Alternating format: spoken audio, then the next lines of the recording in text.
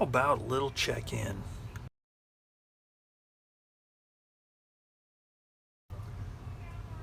So today I thought I would just do this quick check-in so you can see what's going on. I've got 3 projects on the go right now, so let's take a look at the first one, which is the Tamiya US 2.5 ton 6x6 cargo truck. I had planned on doing a whole series with this particular kit, but like I say, I've been working in starts and stops and it really wasn't conducive to shooting video. So I figured I would just work on it whenever I got a chance and then just eventually show the finished product, maybe a check-in like today, see what's going on. So here it is, painted in a beautiful Africa core scheme. Yes, that's right. Why, you may ask? Well, as a kid, there was a TV show called The Rat Patrol that I really liked. This was in the late 60s, and it was a couple of U.S. Jeeps that raced around the desert during World War II, wreaking havoc on the Germans. Historical accuracy, pretty much zero. So stuff like this wasn't that big a deal. Not a lot of World War II vehicles back then that were just laying around ready to be used for film and TV production, so they had to make do. And this is one of those cases. For German truck, they would use various different ones, but in one episode or more, I'm sure, they used the 6x6 cargo truck, US cargo truck. And I figured, hey, I've already done one of these in a US scheme with stuff in the back and everything else, so I thought, why not do this one in a Rat Patrol scheme? So I've got it all painted up. I did not take a lot of care painting underneath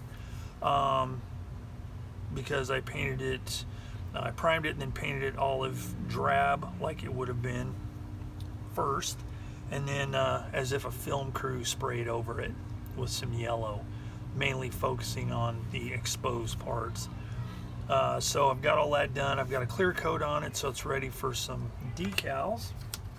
And for those, I will be using these Balkenkreuz decals here by Archer Fine Transfers. These are the wet transfer type, so these will work really nice. And then I have these, you may not be able to see them on camera, but it's the Africa core palm tree of various types that I will stick on there as well. And you know, it's like I don't have to be real super careful about where they get put because they were not real accurate in that show as far as, you know, where they put markings. So I'll stick them on there, different places like that. Then I'll get it, once those have all cured up really well, I'll do some washes on it and do some weathering, and then I'll show a final result. But just something for to be a little bit different, something fun. And it's also an exercise in using these new paints I've decided to use. Because of my new location, I don't have a window handy to vent my preferred lacquer-based paints.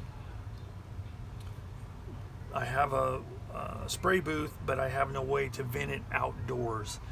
So I've had to switch to water-based acrylics.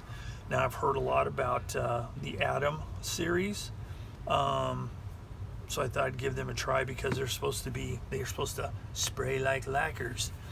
And I do have to say that I've used it on a few different projects, a couple of projects, and they do spray really, really well. Now, do they spray exactly like lacquers? Well, of course not.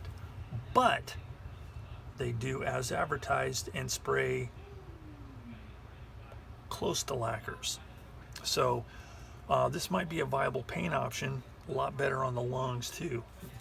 Now I know there's particulate stuff from atomized paint. That's why I still use my booth. I just have the vent going up the wall, and I'm mainly using the extractor booth for pulling the particulates out of the air so I don't breathe that. So for all of you out there that, you know, it's toxic no matter what you breathe, thank you. I do know that, and I am taking care of that. but there's no fumes, so that's really nice. So anyway, that's the paints I'm using, and it's working really well. For the clear coat, I use my usual all-clad Aqua Gloss clear, which again is a water-based product. So I'm doing pretty good keeping the fumes down in here. So anyway, that is one of the projects. We'll check in with that one as it progresses. Next up, we have the Kotare 132 Spitfire Mark I Early. I've been working on this one for a while. So far, it's been a pretty good kit. My opinion about the Kotare kits is the jury's still out. There's some stuff about this kit that was kind of weird for me, and I will do a follow-up finished review of this kit. I was going to do my usual where I introduce the kit, talk about all the stuff in the box, and then build it and then talk about it afterwards. That got zapped. That was just becoming too much, and there was some stuff that was discouraging me, so I decided to do the review on this one in a different way. However, it's coming along nicely, and here's what it looks like currently. I've got the decals on.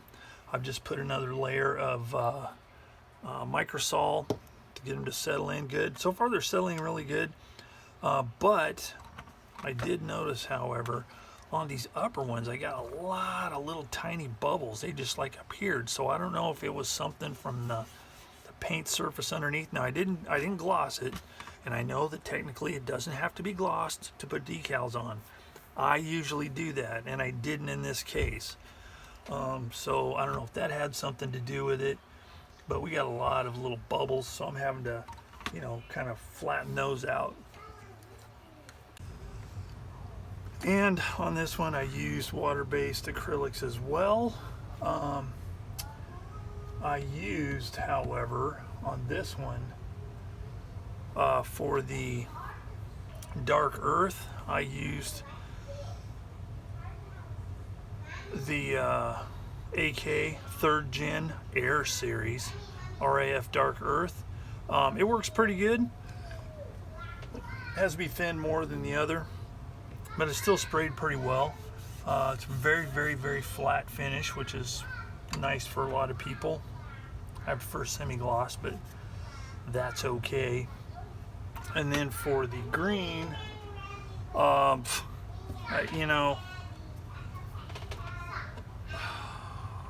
AK 3rd Gen Dark Green that they recommend is this. This is really bright green. That dog ain't gonna hunt. So I used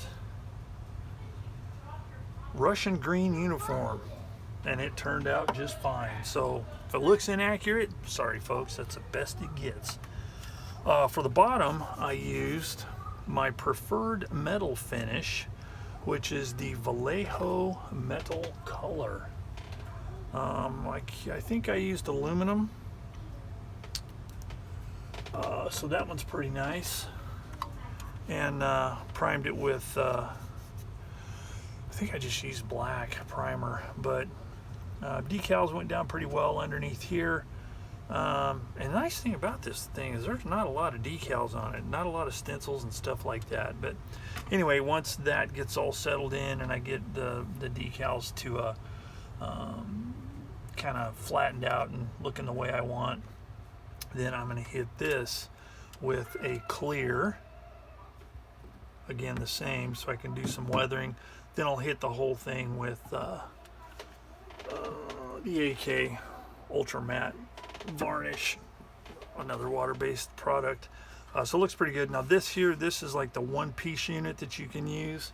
That is just I'm just using that because the door is molded onto it. Use that as a mask so I can glue these on afterwards, but I use that to protect the inside from any overspray.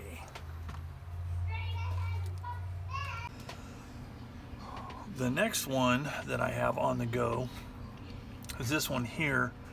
Again, it is stalled out because of the move and because I'm waiting for paint. I need to order some paint for the main fuselage color. But as far as the progress,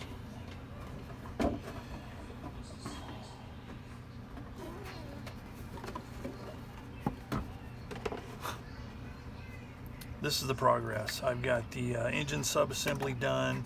Cowling, pretty much everything is done except for the primary color and then final assembly. I've also got, I was waiting on these, the mask set for the canopy and such. So this, again, I'm just waiting for paint. So once I get that, I can also get this one wrapped up, hopefully sooner than later. Now, if you follow my channel, you know that I try and keep the builds down to a minimum of builds going at once. Generally, it's an aircraft kit and maybe an armor or vehicle type kit going at the same time, so I can switch back and forth while paint's drying or decals are setting up, whatever. But for one reason or another, I got multiple things on the bench at the same time. Now, the two aircraft were going at the same time, the Spitfire and the Zero, and that's the only two I had going. But again, because of the move, and I got over in this new area here, I wanted to kind of do some test building and test painting with the new paints before I sunk too much, especially the Zero. That one I'm really kind of trying to focus on getting that one dialed in. This one has become more of you know, a test bed for paints and stuff like that, and I'm going to complete it. It's not just going to be a mule, but the Zero is the one I really want to focus on.